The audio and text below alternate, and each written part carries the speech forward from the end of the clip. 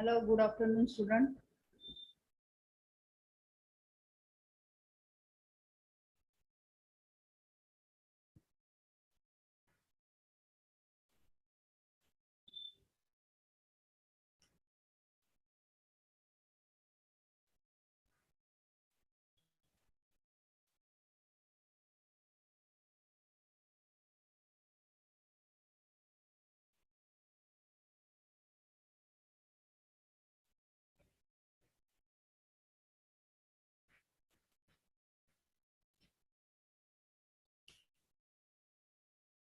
Now we learn the forms in HTML. How you are going to use the form in HTML.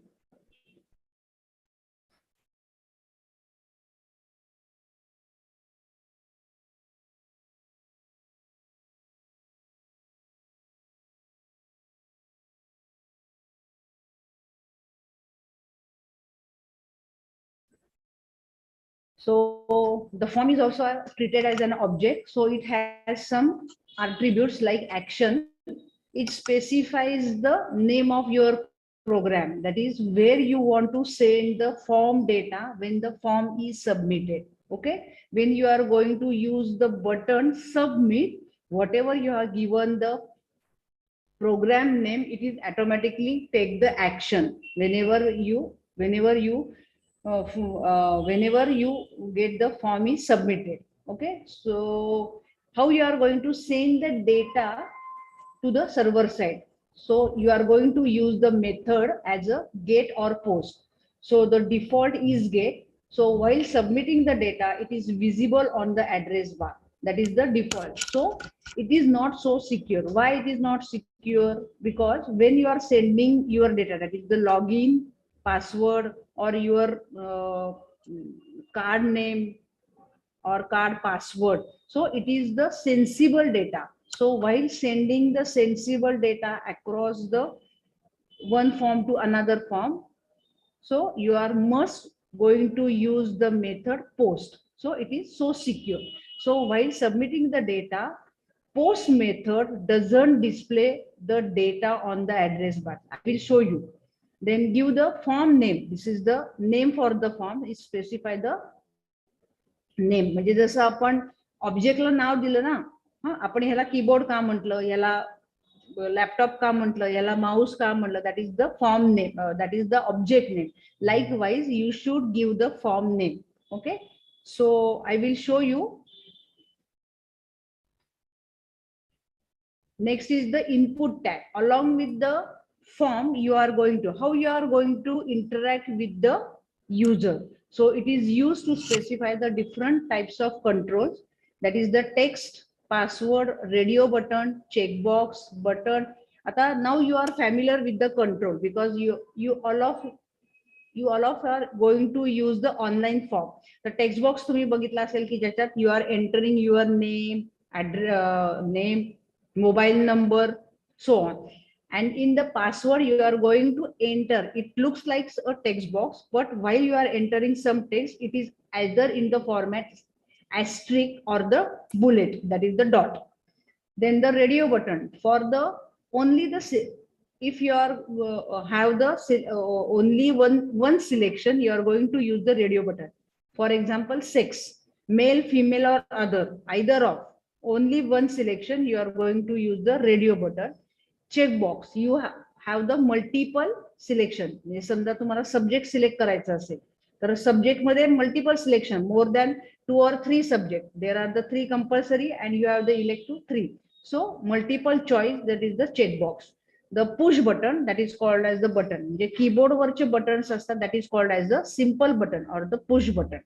And the submit button, it is the special button which is allowed to submit whatever you are enter in the text boxes, it is submitted on the data. So it is the special type of button that is called as the submit.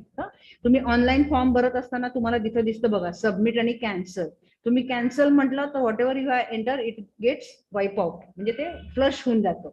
Reset button, the reset button it clears the text content. म्हणजे तुम्ही जे text boxes मध्ये जे काही entry केली आहे त्याच्यात तुम्हाला सगळं टेक्स्ट बॉक्सेस मध्ये हे होऊन जातं.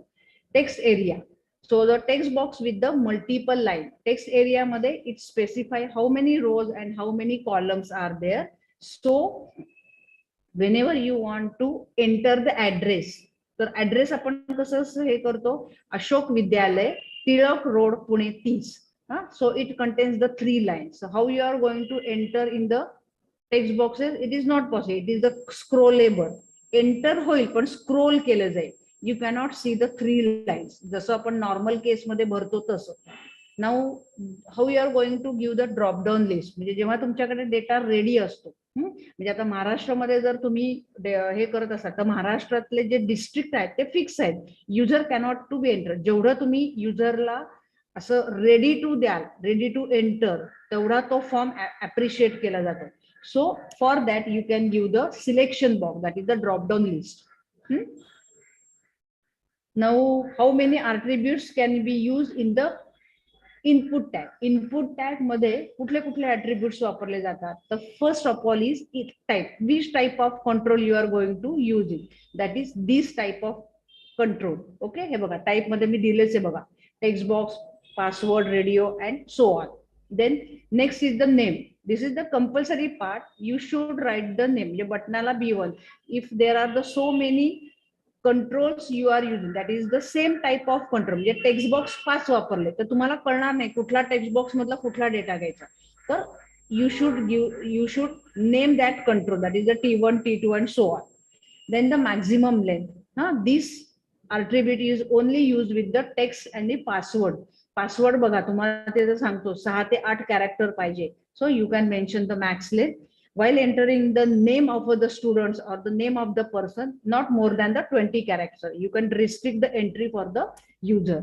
The size. What is the size? Size means the width. म्हणजे तो डिसेबल पार्ट असतो, म्हणजे खूप मोठा टेक्स्ट बॉक्स नाही दिसला पाहिजे, तुमचा छोटा टेक्स्ट बॉक्स आहे, दॅट इज द साईज. म्हणजे 10 कॅरेक्टर 10 कॅरेक्टर असं तुम्हाला तो साईज दिसेल. आणि check this option is used for the radio button. म्हणजे समजा आता तुम्ही एखादा फॉर्म भरताय, एखाद्या इंटरव्ह्यूचा फॉर्म, तर तुमचं बेसिक क्वालिफिकेशन काय असतं? Graduate. Now everyone have the basic qualification graduate, तर ते ऑटोमॅटिक चेक केलं जातं. You need not be check. You की मी पोस्ट ग्रॅज्युएट आहे, मी डिप्लोमा आहे, तर I don't. So the check box is use with the radio button and the check box. And the value is for all the control.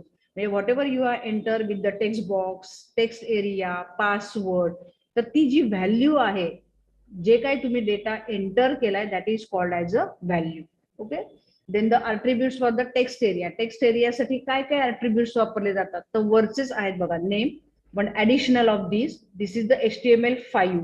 Okay. Rows, columns, require म्हणजे text area, that is require. हा attribute तुम्हाला text box साठी आणि password साठी पण वापरता येतो compulsory.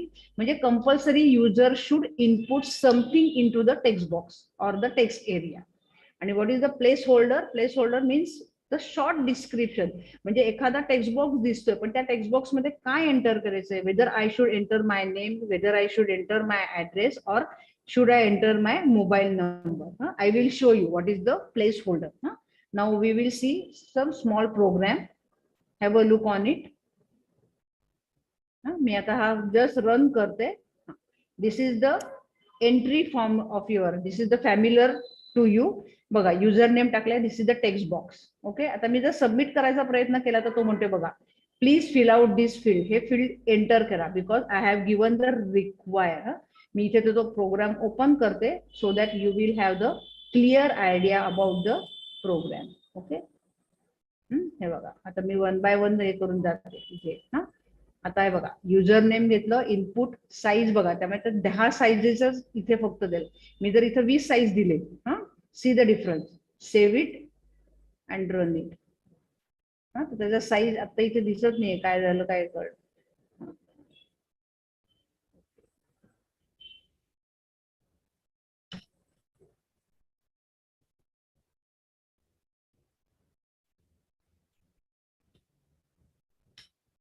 Size मोठा झाला. ओके.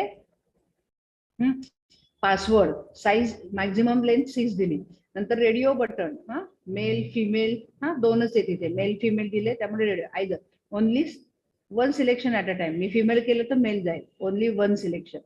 आता इथे बघा education, everyone should pass the 10th. आत्ताच्या ह्याच्यात तरी मिनिमम 90 टू साधारण 80 to 90% people have pass the 10th. हा, त्यामुळे बेसिक क्वालिफिकेशन मी त्यांचं 10th ठेवले. हा, आता इथे बघा डिस्प्ले करताना चेकबॉक्स मध्ये मी इथे चेक लिहिले बघा, कुठलं 10th, जे कॅप्शन दिलेलं आहे दॅट इज चेक.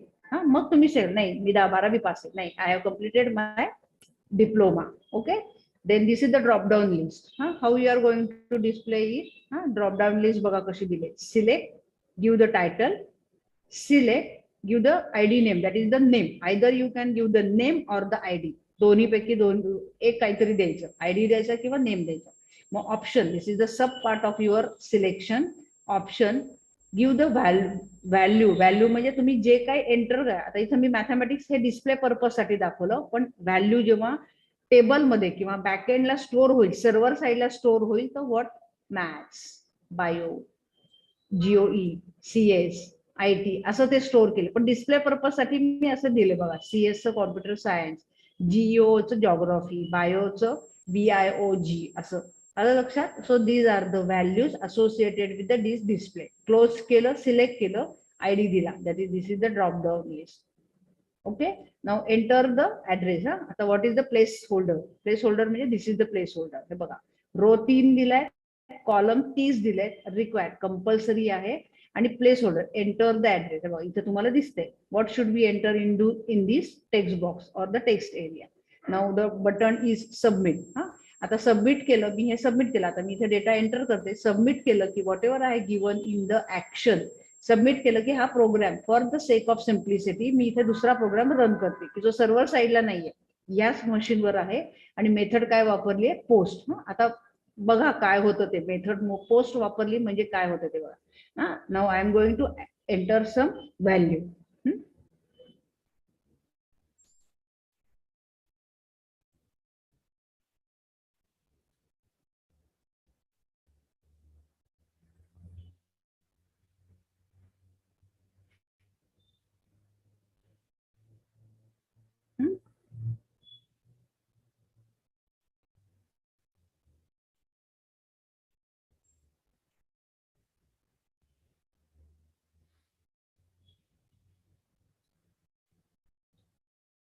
आणि आता मी इथे सबमिट म्हणते, please observe the address bar. आता मी मेथड कुठली वापरली आहे, पोस्ट. समजा आता इथे मी हे बघा सबमिट केलं, इथे हा प्रोग्राम एक नवीन जो प्रोग्राम आहे तो फक्त सबमिट केल्यामुळे हा प्रोग्राम रन झाला.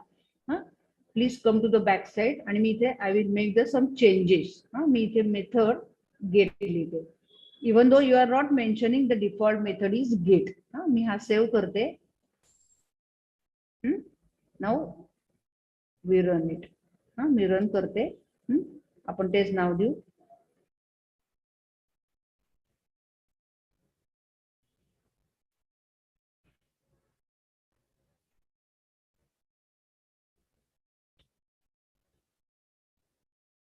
आणि आता इथे सबमिट म्हणते, सबमिट म्हटल्यावर बघा इथे डेटा दिसला, that is the difference between, म्हणजे whatever you enter in to the text box, all the information get display on the address bar. Which is not always good. Secure data असेल तेव्हा इथे password पण दिसेल बघा, password दिसलाय तुम्हाला इथे, password दिसला तर मी कोणाचंही लॉग इन हॅक करू शकते. Okay, so this is the unsecure method. So while sending the secure data, you must write the method as a post. Okay, this is the attribute of the select, multiple, size आणि option. Multiple म्हणजे user can select more than one value at a time. Now go to the next and most interesting part of your HTML, that is the cascading style sheet. Okay, that is the, in short way, you may call as the CSS. So basically what is the CSS? CSS is the cascading style sheet, which is the style used for describing the presentation. That is how your page is look like. म्हणजे त्याचा look बदलायचा आहे, त्याचं formatting आपल्याला बदलायचं आहे. So how you are going to make the change in your website so that your web page will be looking so gorgeous किंवा charming दिसलं पाहिजे असं वेब पेज आपलं छान. म्हणजे त्याच्यात नंतर that is called as the markup. म्हणजे markup language चा this is one of the part. म्हणजे how you are going to apply HTML as a markup language with the help of CSS. So it is common application is to style the web pages written in HTML, XHTML and XML. Okay. So with the help of cascading, you can control the color, font, size of the text, spacing between the elements म्हणजे different tags, how the elements are positioned and the laydown. म्हणजे एखाद्या file किंवा एखादी image कुठे दिसली पाहिजे, at the top, at the bottom, left, right, centre, हे सगळं तुम्हाला CSS ने करता येतं. Okay. So that is CSS is the style language that defines the layout of your HTML document. Example, CSS cover the font, color, margins, lines, height, width, background images and some advanced position. हा, मग ती position कशी द्यायची, काय द्यायची ते आपण बघूया इथे. So what is the main difference between the HTML and the CSS? HTML is used to give the structure content, म्हणजे कसा लिहायचा प्रोग्राम हे तुम्हाला स्ट्रक्चर द्यायचं. आणि CSS काय देतं? It is use to format the structure. Are you getting? HTML is used to structure the content and CSS is used to format the structure. मी पान दिलं, पान म्हणजे तुमचं HTML, पण त्या पानाला तर रंगरंगोटी करायची. That is used as the CSS. So how you are going to give the? I will give the example below. P is the selector. Selector means the tag. कुठल्या टॅगला तुम्हाला CSS किंवा स्टाईल अप्लाय करायची? Mention that tag. Open the curly bracket. Give the property. Now there are so many properties. As you goes on writing so many web pages, you will automatically mug up the properties along with its value. जसं जसं तुम्ही programming करत जाल तसं तसं त्याची property आणि value तुम्हाला ऑटोमॅटिक पाठ होत जाईल. Okay. Property separated by the colon, give the value, then semicolon. म्हणजे दोन प्रॉपर्टी, ह्या दोन प्रॉपर्टी आहेत बघा, कलर आणि फॉन्ट साईज, ह्या दोन प्रॉपर्टी. एक्झाम्पल साठी आता दोन प्रॉपर्टी घेतल्यात, त्या दोन प्रॉपर्टी सेपरेट कशा केल्या मी? सेमिकोलननी. ओके. आणि त्यांच्या व्हॅल्यू सेपरेट कशा केल्या? कोलननी. Keep this in mind.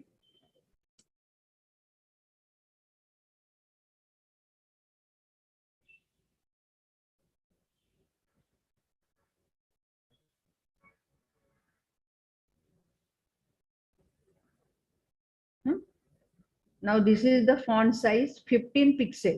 PX म्हणजे पिक्सेल मध्ये असतं हे. हा, छोटे छोटे छोटे डॉट्स असतात. Font size. हा, आता फॉन्ट आणि अंडरस्कोर नाहीये बरं का, इथे डॅश आहे. Keep this in mind. Next, then first we learn the what is the advantages of the CSS. So it saves the time. Means what? Huh? आता with the CSS you have only to specify these details once for any element. म्हणजे एखाद्या एलिमेंटला, म्हणजे एखाद्या page मध्ये तुम्ही 4 paragraph जर वापरले तर एकाच पॅरेग्राफला तुम्ही फक्त ती स्टाईल वापरा, ती सगळ्यात उरलेल्या 3 पॅरेग्राफला ऑटोमॅटिकली इट अप्लायज. म्हणजे मला 4 वेळा तोच स्टाईल लिहायला लागणार नाही. Okay. So CSS will automatically apply the specified whenever that element offers. म्हणजे तुमचं जर वेब पेज जर खूप मोठं असेल आणि तुम्ही त्याच्यात 4 पॅरेग्राफ लिहिले असेल आणि एका पॅरेग्राफला जर तुम्हाला, म्हणजे 4ही पॅरेग्राफला जर तुम्हाला सेम स्टाईल द्यायची असेल तर you can mention style at only single element. Whenever that element offers automatically you CSS applied the specified style to that element. Page loads faster. Automatically space आहे, कारण तुम्ही 4 वेळा ते लिहिणार, त्याच्याशी एकाच ठिकाणी लिहिलं, ऑटोमॅटिक जेव्हा पेज लोड होईल तेव्हा ते सगळीकडे अप्लाय केलं, त्यामुळे पेज लोड फास्ट होईल. Easy to maintenance. समजा एखाद्या कस्टमरने मला सांगितलं नको पॅरेग्राफला बॅकग्राऊंड कलर नकोय मला, तुम्ही फक्त एका साईडचा बदला, ऑटोमॅटिक 4ही ह्याचे बदलले जातील. सो इझी मेंटेनन्स आणि save the lot of work. तो सारखं प्रत्येक टॅगला, म्हणजे प्रत्येक एलिमेंटला मी 30 स्टाईल अप्लाय करणार, माझं वर्क काम वाढणार ना. काम वाढलं की ऑटोमॅटिक माझा वेळ पण वाढेल, त्यामुळे काम वाढलं म्हणजे काम कमी झालं म्हणून माझा टाइम सेव्ह झाला, टाइम कमी झाला म्हणून माझं पेज पण फास्टर झालं. सगळं हे वाढल्यामुळे माझा मेंटेनन्स पण त्यामुळे इझिएस्ट झाला. So these are the advantages along with the CSS. Now CSS can be added to the HTML in following ways. ना you can have म्हणजे CSS add करायचे पण it depends on your application. म्हणजे तुम्ही कशासाठी आणि कुठे कसा वापर करायचा CSS.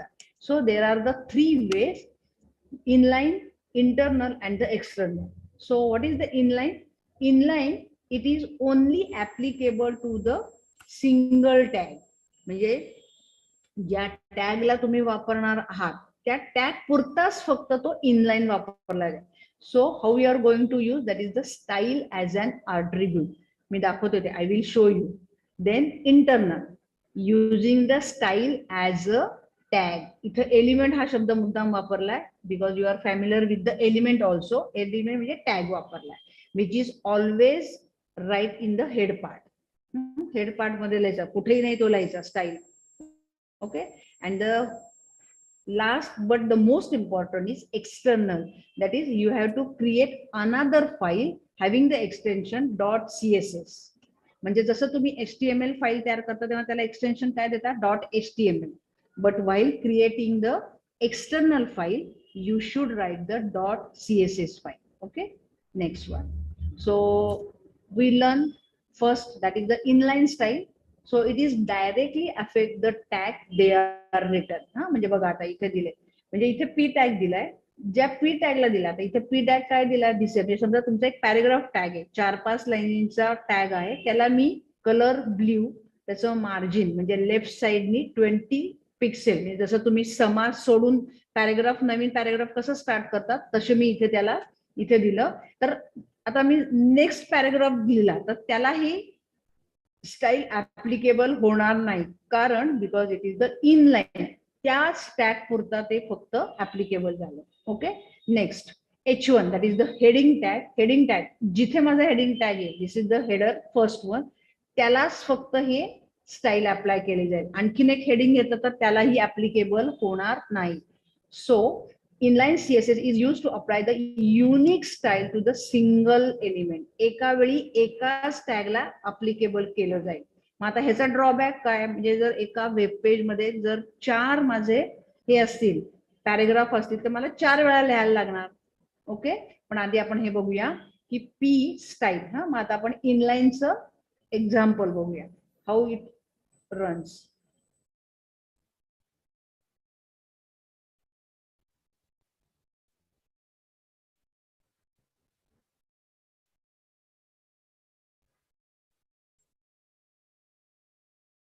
बघा, this is the inline. Inline title आलंय बघा इथं, इनलाईन हा दिसत असेल तुम्हाला तर. हे बघा इनलाईन टायटल कुठे येतं? तुमच्या प्रोग्रामच्या ह्याला येतं. पी पॅराग्राफ दिलाय बघा, ब्ल्यू आणि फॉन्ट साईज. हे बघा, I am a big blue strong paragraph, हे इथे मी दिलंय फक्त. म्हणजे मी त्या टॅग मध्ये दुसरा पण टॅग वापरलाय. ओके, दिसलं, हा पॅराग्राफ इथे संपला. आता इथे पॅराग्राफ वापरलाय बघा दुसऱ्या पॅराग्राफला, तर ह्या पॅराग्राफला ही स्टाईल, म्हणजे हे ब्ल्यू मध्ये आलंय का? नाही, दिस इज अनदर पॅराग्राफ. त्यामुळे इनलाईन असल्यामुळे फक्त याच पॅराग्राफला ते ऍप्लिकेबल झालं. हॅलो, नंतर H1. हा, H1 वापरले बघा. हा, कलर मॅजेंडा दिलाय, त्याचं टेक्स्ट अलाइनमेंट आहे ती सेंटर आहे, त्यामुळे हा हे हेडर कुठे आले? सेंटरला आलेलं. हा, आता दुसरं हेडिंग जर असेल, हा समजा आता मी इथं दिसते बघा, दुसरं हेडिंग देते मी H1.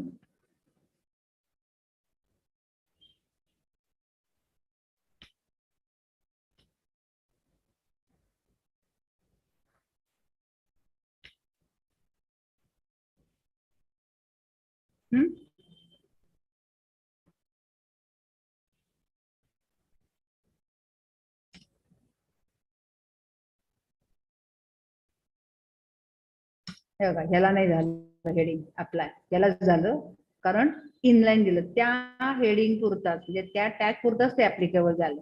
Okay, so this is not fair, कारण माझे जर ते 4 टॅग असतील तर मला 4 वेळा लागेल, पेज पण वाढणार, लोडिंग पण वाढणार. Instead of that I will go for the next, that is the internal CSS. So internal CSS is used to define a style for the single HTML. Single लाच होणार आहे ते, but you can use म्हणजे body tag. बघा, style या एलिमेंटनी head मध्ये दिलं example. Body टॅगला ही इमेज दिली HR, जिथे जिथे मला HR त्याच web page, please listen carefully, एकाच वेब पेजला हे ऍप्लिकेबल होणार आहे. मग अशी कसं झालं होतं, हे एकाच टॅगला ऍप्लिकेबल झालं. नाव दिस इज ऍप्लिकेबल, म्हणजे ड्रॉबॅक ऑफ इनलाईन इंटरनलला मी तो काढून टाकला. मी काय केलं, एका वेब पेज मध्ये इंटरनल मध्ये जिथे जिथे HR हॉरिझॉन्टल रुलर मला दिसेल तिथे सगळीकडे हे येईल. जिथे जिथे H1 येईल तिथे तिथे कलर ब्ल्यू अलाइनमेंट टेक्स्ट असं अप्लायकेबल होईल. मग आता आपण बघूया इंटरनलचं. हे बघा आलं. I will show you.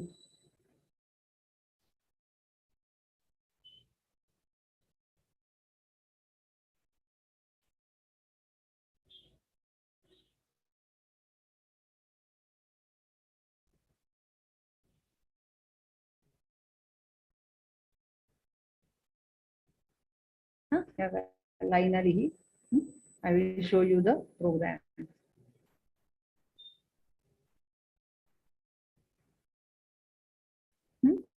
हे बघा, स्टाईल बॉडी HR, बॉडीला बघा स्काय ब्लू कलर अप्लाय झालाय. जिथे जिथे लाईन आली आहे त्याला रेड कलर, साईज आलाय, विड्थ आली आहे. साईज म्हणजे त्याची विड्थ आहे इथे 50 आणि विड्थ म्हणजे 40%, म्हणजे 40% दिले. H1 बघा इथे बघा, this is the paragraph 1, this is the paragraph 2, दोघांना तो अप्लाय झालाय बघा.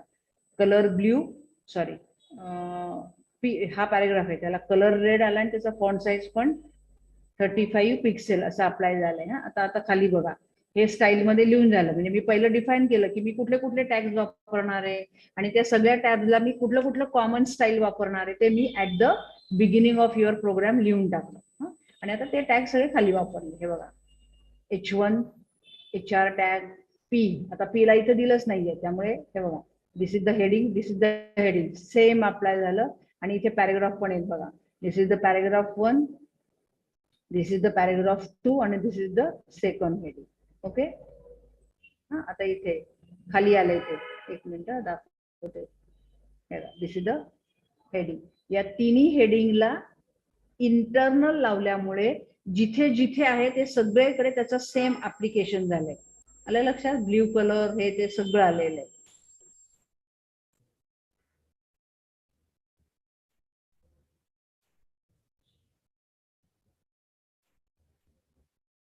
आलं लक्षात? हे बघा, H1 blue colour, text centre सगळं ऍप्लिकेबल झालंय. 1 2 3 तिन्ही हेडिंगला सेम ऍप्लिकेबल झालंय. आता आपण त्याचा फॉन्ट साईज थोडा जास्त करूया.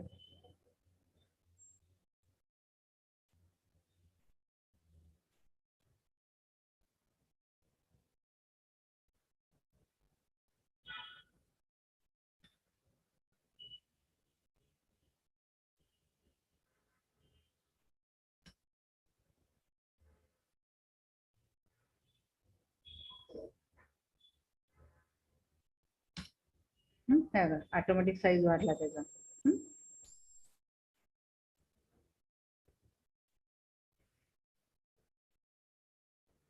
ओके. म्हणजे इंटरनलचा जो ड्रॉबॅक होता की मला प्रत्येक म्हणजे प्रत्येक टॅगला मला सेपरेट लिहायला लागायचा, तो ड्रॉबॅक काढून मी वेब पेजला जाऊन इंटरनल घेतलं. म्हणजे मी एक डिफाईन केला टॅग आणि जेवढे टॅग त्याला दिसतील त्या प्रत्येक टॅगला ही स्टाईल वापरली जाईल. Hence I use the style as an element or style as an tag.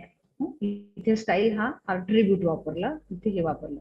आता कसं झालं, हे एका पेज पुरतं झालं. मला आता जेवढे कोणी वेबसाईट मध्ये जे काही वेब पेजेस आहेत 5 असतील 10 असतील, त्या सगळ्याला युनिफॉर्मिटी मला मेंटेन करायची असेल तर I should go for the external style sheet.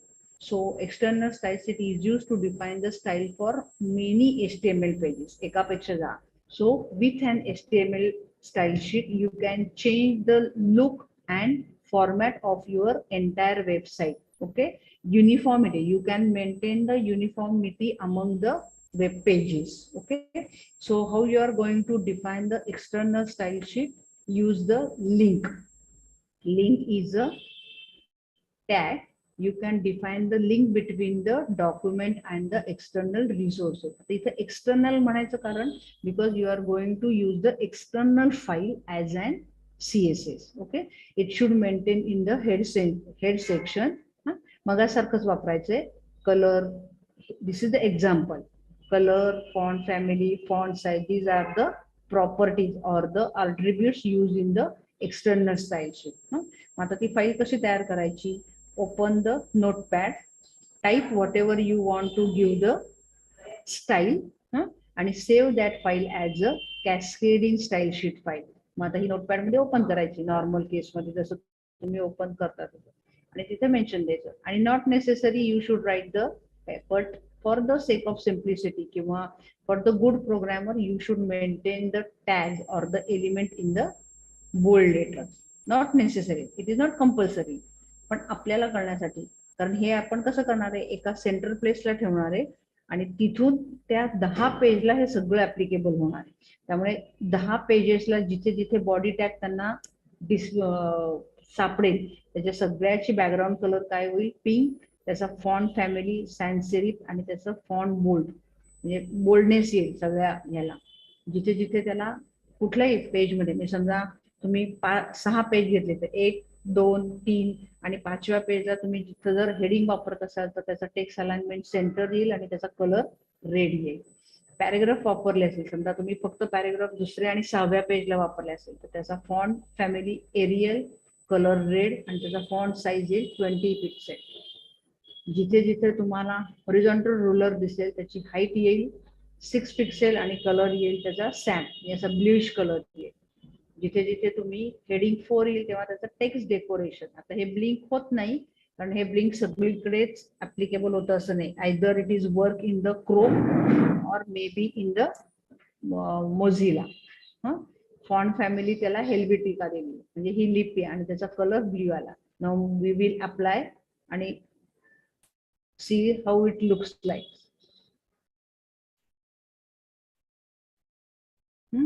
This is the title आणि लिंक हे कंपल्सरी कॅप्स मध्ये द्यायचं. This is the way you are going to link between the external file and your existing file. म्हणजे आता हे 10 वेळा लिहायचं बरं का, कारण तुम्हाला ती फाईल वापरायची आहे. त्याला कसं कळणार ना ही आणि ती फाईल वापरायची. 10 वेब पेजसाठी जर तुम्हाला ती स्टाईल वापरायची असेल तर you should write this line 10 times if you have the 10 pages in your website. Link href, which file you are going to use it, name that file, what is the relation between that file, म्हणजे ही file आणि तुमचं स्टाईलची file नाव काय, त्याचं relation काय आहे, style sheet. आणि ती type काय आहे, टेक्स्ट CSS, म्हणजे टेक्स्ट आहे पण टाईप कुठला आहे त्याचा, कॅस्केडिंग स्टाईल शीट आहे. आणि this is the normal HTML file. This is the normal HTML file. Okay, म्हणजे हे 10 वेळा द्यायचं, एवढं लक्षात ठेवायचं. आपण रन करू.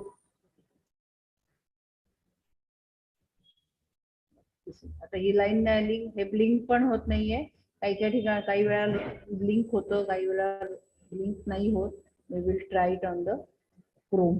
बघूया, हे मोझिला नाही होते blink, it is not blinking. बघा अशी 10 पेजेस असतील तर सगळीकडे असेच त्याचे कलर कॉम्बिनेशन येईल. Okay, so it looks good and very sober. म्हणजे वेब पेज आपल्याला असं सोबर आणि छान कलर दिसले पाहिजे. सगळी वेब पेजेस, वेबसाईट, थोडक्यात वेबसाईट तुमची अशी सोबर आणि छान अशी याच्यात आली पाहिजे. Okay,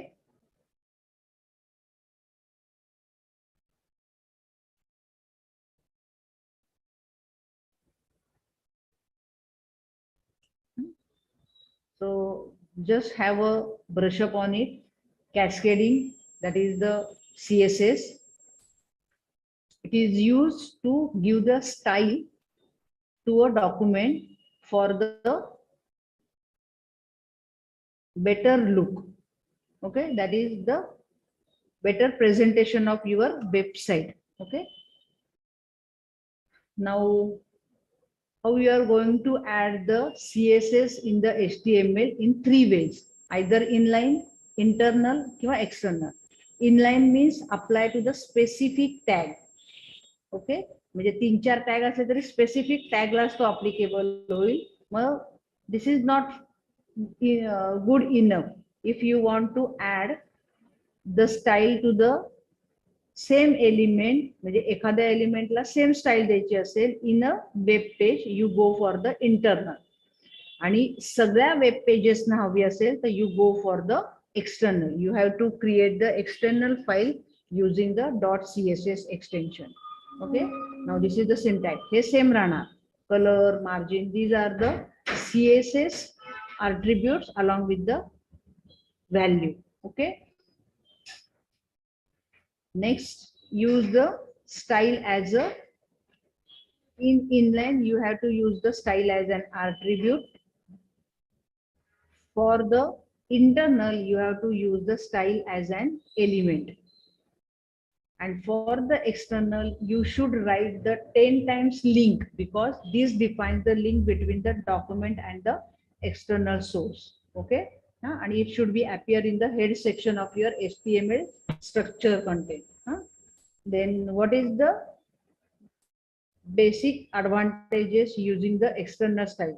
You can control the look and feel of several documents at a time. म्हणजे एकाच वेळेला तुम्हाला 10 पेजेसचं कसं लुक दिसतं, एक पेज एक लुक आवडला की you can apply to the remaining of the web pages.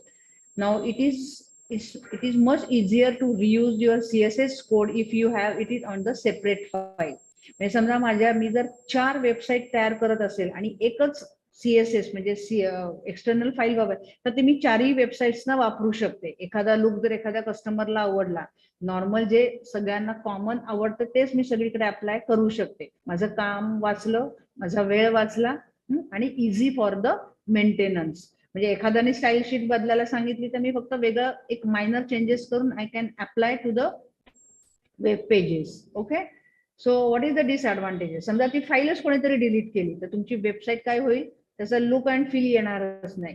This is the more dangerous. So external sites can increase the download time if they are the extremely large. खूप म्हणजे तुमची 10 pages असतील पण तुम्ही जर त्याच्यात खूप काही स्टाईल शीट वगैरे जर वापरत बसलात तर ती लोडला प्रॉब्लेम येईल. ओके, आणि इट इज बिकम अनमॅनेजेबल. म्हणजे समजा जर तुमची क्वांटिटी ह्याच्यात वाढली, स्मॉल ह्याच्यात जर स्टाईल डेफिनेशन्स खूप वाढल्या तर it is very difficult to manage it. कारण काय होईल, कुठल्या पेजला कुठली स्टाईल वापरली हे आपल्याला लक्षात ठेवायला लागेल. ओके, जसे त्याचे एक्सटर्नलचे we have the advantages, it also has the disadvantages. But better way to write the external style sheet if you have the small amount of if you have the n number of pages for a web pages is to be less. म्हणजे एखाद्या website जर तुमची 10-15 पानांची असेल तर it is good way to use the external style sheet. Okay, now the next is the CSS selector. Means what? Selector म्हणजे काय? आता इथे कसं केलं आपण, एक्सटर्नल जसं आपण हे वापरलं की नाही CSS मध्ये, म्हणजे आपण बॉडी आणि हे, तर instead of that what is the selector? I will show you the first example, then the explanation. Okay,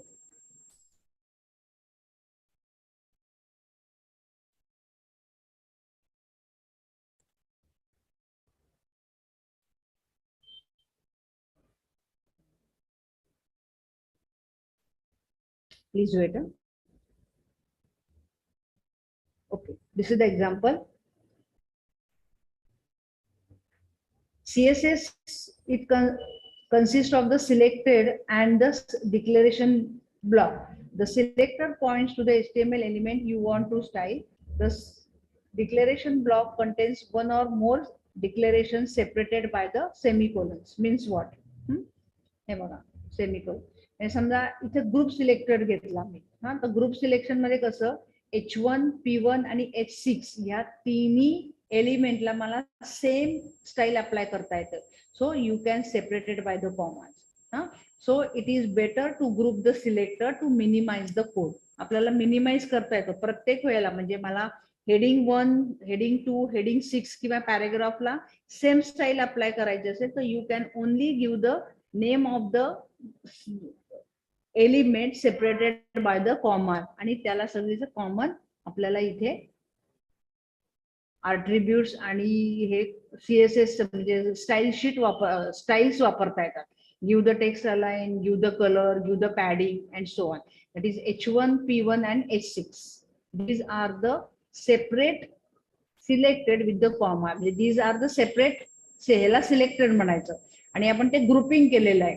H1, P1 आणि 6 ला आपण ग्रुप केलंय आणि we define the same style definition to all these elements. Okay.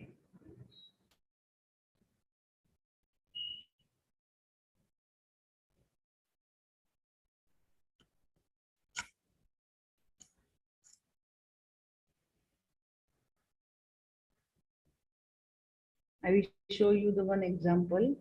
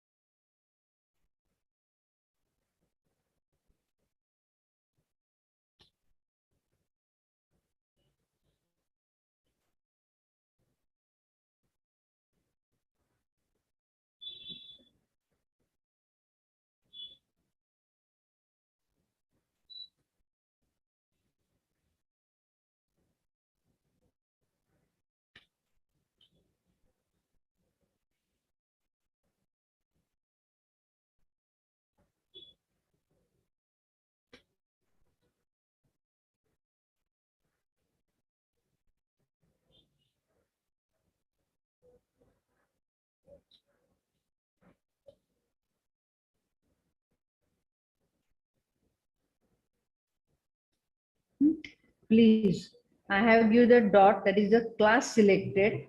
XYZ, I have give the name for the class and apply some style to this. मग ही style मी घेतली.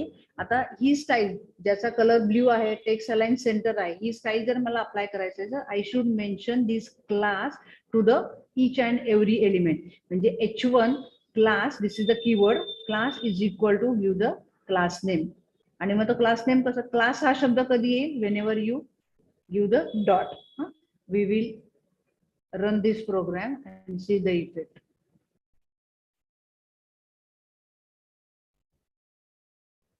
हे बघा, ह्याला अप्लाय झालं. Will open this programme.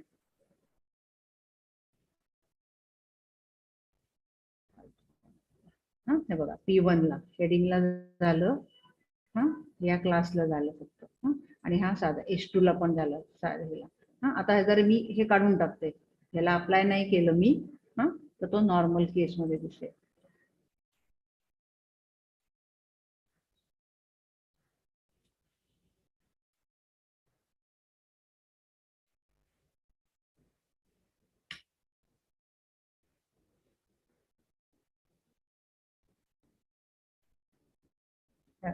This is not, this style is not applicable to this H2 because I have not mentioned the class name, that is called as the. Now the another way is hash. Now instead of hash, you only simply add ID. ID. The keyword is ID. Here also you can mention the ID. This is the class selected.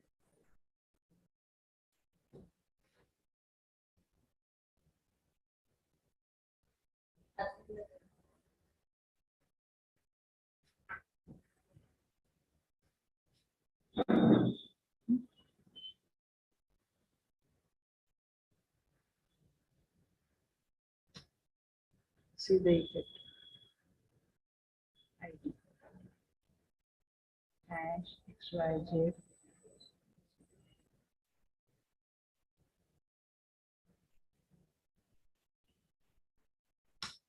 Okay, this is the only applicable that ID. Definition is whether you are going to use the hash or the dot. Whenever this is the name is difference. This is always in the style tag. Whenever you apply the hash, the name for the tag is ID, and whenever you apply the dot, you should apply the class. Okay.